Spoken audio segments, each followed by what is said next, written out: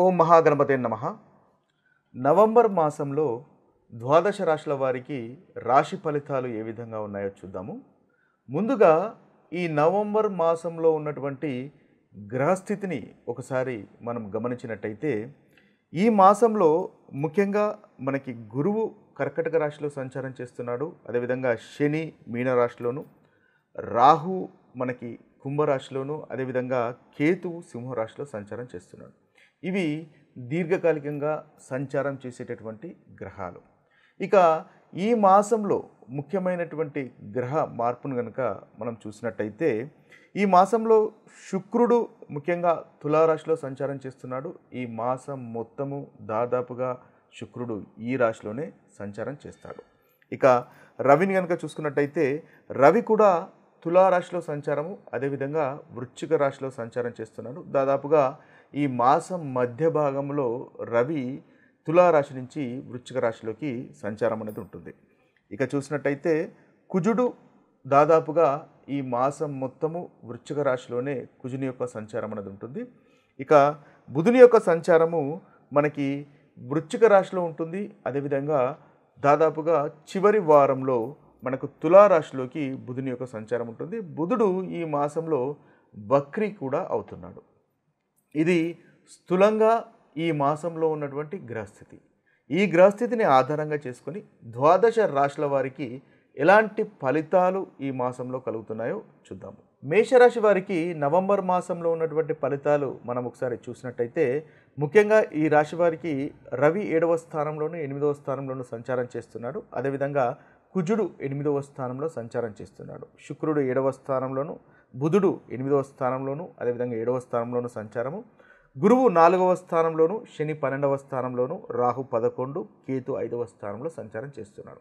ఇవి స్థూలంగా మేషరాశి వారికి ఉన్నటువంటి గ్రహస్థితి. అయితే వీటిలో ముఖ్యంగా రవి, కుజ, శుక్రులు అంతగా అనుకూలమైనటువంటి ఫలితాలు కలిగించట్లేదు.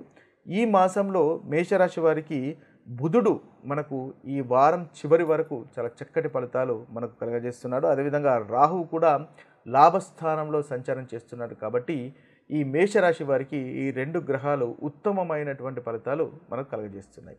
అయితే ముందుగా ఈ రాశి వారికి కలుగుతున్నటువంటి అనుకూలమైనటువంటి ఫలితాలు ఏ విధంగా ఉన్నాయి, తరువాత ఏ ఏ విషయాల్లో జాగ్రత్తలు తీసుకోవాలి అనే దాని గురించి చూద్దాము. ముఖ్యంగా ఈ రాశి వారికి ఉన్నటువంటి అనుకూలమైనటువంటి ఫలితాలు కనుక మనం ఒకసారి గమనించినట్టయితే బుధుని వల్ల చాలా చక్కటి ఫలితాలు ఈ రాశి వారికి కలుగుతున్నాయి. బుధుడు ముఖ్యంగా 3వ అధిపతి, అదేవిధంగా 6వ అధిపతి, వీరికి 8వ స్థానంలో సంచారం చేస్తున్నాడు. దాదాపుగా ఈ మాసం 24 వరకు 8వ స్థానంలో సంచారం చేస్తున్నాడు. కాబట్టి చాలా చక్కటి ఫలితాలు ఈ గ్రహము ఈ రాశి వారికి కలుగజేస్తుంది. ముఖ్యంగా చూసినట్టయితే వివిధ రకాలుగా ధనలాభము ఉండే అవకాశము ఉంటుంది. మీ యొక్క కమ్యూనికేషన్ అంటే 3వ స్థానము కమ్యూనికేషన్, కాబట్టి కమ్యూనికేషను చాలా మెరుగుపడుతుంది. మీరు స్మూత్గా కమ్యూనికేట్ చేసి వ్యాపారంలో మంచి లాభాలు గడించేటటువంటి అవకాశము మనకు అధికంగా గోచరిస్తుంది. అదేవిధంగా 6వ స్థానానికి సంబంధించినటువంటి పోటీకి సంబంధించినటువంటి విషయాల్లో కూడా మీదే పైచేయిగా ఉంటుంది. ముఖ్యంగా సంతానానికి ధనలాభం ఉంటుంది. సంతానం వల్ల ఆనందము పొందేటటువంటి అవకాశాలు మనకు అధికంగా గోచరిస్తున్నాయి. తృప్తికరమైనటువంటి భోజనం ఉంటుంది. ప్రభుత్వం నుండి రావాల్సినటువంటి అనుకూలంగా ఉంటుంది. ఏదైనా రావాల్సి కనుక ఉన్నట్టయితే అవి కూడా మీకు ఈ మాసంలో వచ్చేటటువంటి అవకాశాలు మనకు అధికంగా కనిపిస్తున్నాయి. షేర్ మార్కెట్లో అనుకోకుండా ధనలాభం కలిగేటటువంటి అవకాశం కనిపిస్తుంది.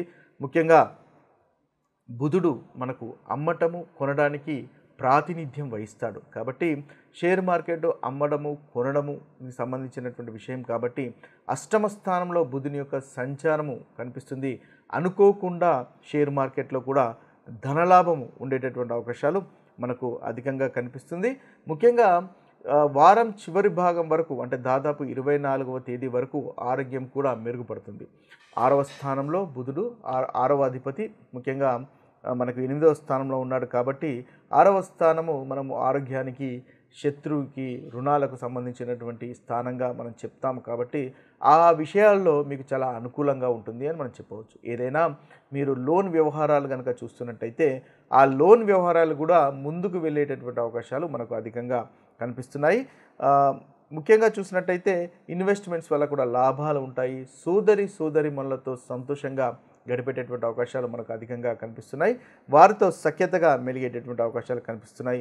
రాహువు కూడా 11వ స్థానంలో మేషరాశి వారికి ఈ నవంబర్ మాసంలో సంచారం చేస్తున్నాడు కాబట్టి వీరికి వ్యాపారంలో కూడా చక్కటి లాభాలు మనకు కనిపిస్తున్నాయి. పెట్టుబడులకు అవకాశాలు కనిపిస్తున్నాయి. అదేవిధంగా స్నేహితులు మీకు అనుకూలంగా ఉండే అవకాశాలు ఉన్నాయి. దూర ప్రదేశాల నుంచి కానీ లేదా మీకు తెలియని వ్యక్తుల నుంచి కానీ లాభాలు పొందేటటువంటి అవకాశాలు కనిపిస్తున్నాయి. వ్యాపారంలో చక్కటి ఫలితాలు ముఖ్యంగా కనిపిస్తాయి. కొనడము అమ్మడం లాంటి అనుకూలమైనటువంటి ఫలితాలు మనకు అధికంగా ఈ మాసంలో మేషరాశి వారికి గోచరిస్తున్నాయి. ఇవి స్థూలంగా చూసినట్టయితే మేషరాశి వారికి ఉన్నటువంటి అనుకూలమైనటువంటి ఫలితాలు.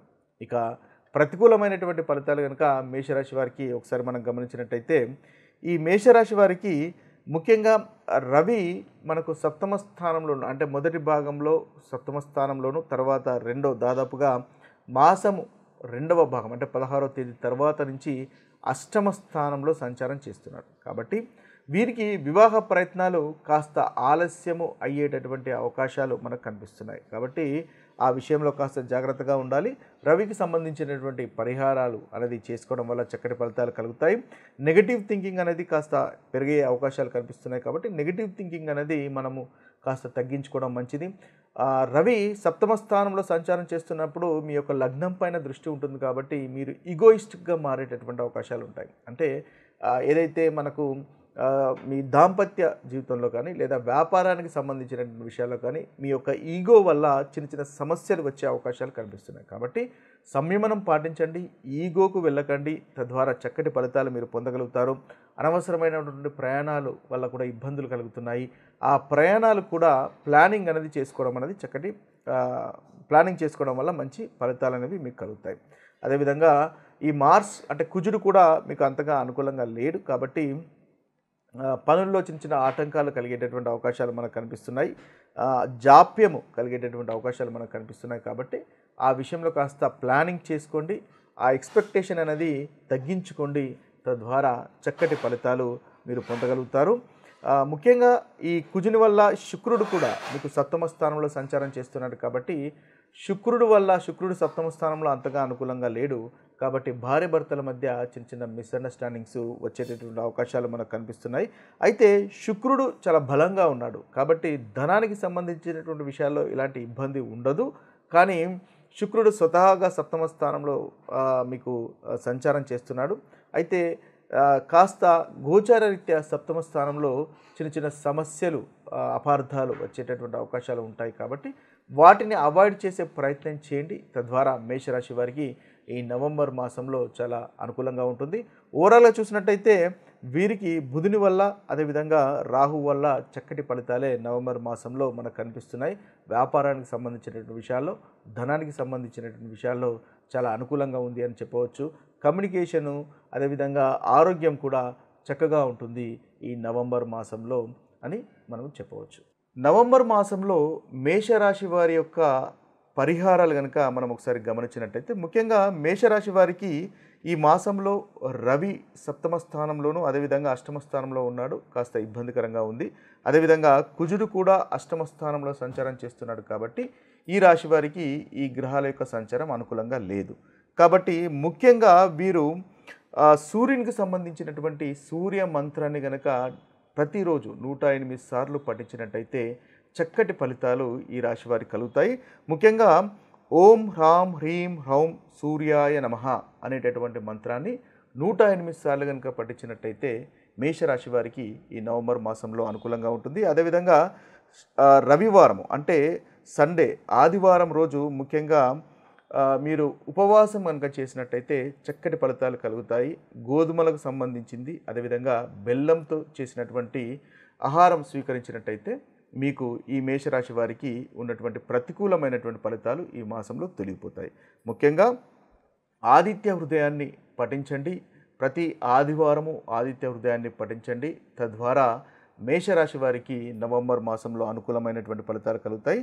ముఖ్యంగా ఈ రవి అనేది వీరికి సప్తమ స్థానంలో సంచారం చేస్తున్నాడు. కాబట్టి ఈ మేషరాశి వారికి వివాహానికి సంబంధించినటువంటి విషయాల్లో ప్రతికూలత ఉన్నా లేదా వివాహం కనుక చూస్తున్నట్టయితే మీకు ఆలస్యం అవుతున్నా, భార్యాభర్తల మధ్య గొడవలు జరుగుతున్నా ఈ రాశివారు ఈ మాసంలో ముఖ్యంగా మీరు శివపార్వతి అంటే శివునితో శివపార్వతులను సోమవారం పూజించినట్టయితే చక్కటి ఫలితాలు ఈ నవంబర్ మాసంలో కలుగుతాయి.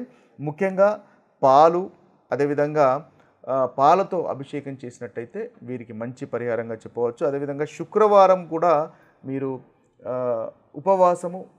ఉపవాసం ఉండండి. తద్వారా ఈ వివాహానికి సంబంధించినటువంటి ఆలస్యాలు కానీ, వివాహంలో భార్యాభర్తల మధ్య కలుగుతున్నటువంటి ఇబ్బందులు కానీ తొలగిపోయే అవకాశం ఉంటుంది. ముఖ్యంగా శుక్రవారము ఓం ద్రాం ధ్రీం ద్రౌం శుక్రాయ నమః అనేటటువంటి మంత్రాన్ని పఠించండి. తద్వారా చక్కటి ఫలితాలు ఈ మేషరాశి వారికి ఈ నవంబర్ మాసంలో కలుగుతాయి. ఇవి స్థూలంగా మనకు ద్వాదశ రాశుల వారికి ఉన్నటువంటి పరిహారాలు. మరొక వీడియోలో మరొక రాశి ఫలితాలతో కలుద్దాము. అంతవరకు సెలవు. సర్వే జన సుఖినో భవంతు. సర్వే సుజన సుఖినో భవంతు. నమస్తే.